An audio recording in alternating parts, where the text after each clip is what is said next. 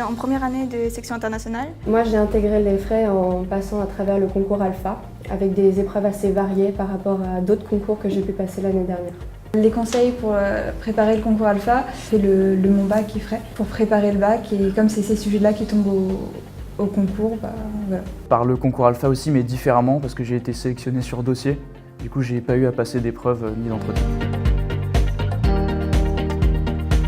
On va avoir, par rapport à la section normale, 85% des cours qui vont être enseignés en anglais. Ça permet de se valoriser après sur le CV. L'avantage qu'on a en section internationale, c'est qu'on est prioritaire sur les doubles diplômes à l'étranger, surtout dans les pays anglophones, et aussi sur certains voyages qu'on pourra faire au cours de notre scolarité. Alors, nos intervenants, ils nous font la plupart des cours en anglais. Certains sont ingénieurs et par opposition à professeurs.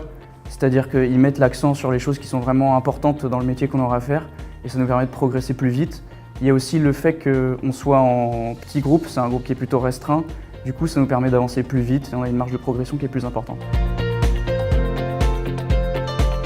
Donc pour la vie associative à l'EFRAI, on a des emplois du temps sous forme de demi-journée, ce qui nous permet de nous impliquer plus activement dans la vie associative et pour le travail personnel après à la maison aussi, on a plus de temps.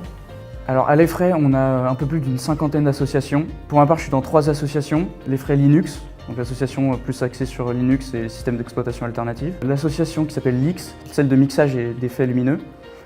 Et la 3e, c'est le groupe Escape, qui est l'association d'escape game de l'EFRAI. Les conseils que je donnerais à un étudiant qui souhaiterait intégrer la section internationale à l'EFRAI serait de travailler avant tout pour réussir leur concours Alpha et leur baccalauréat.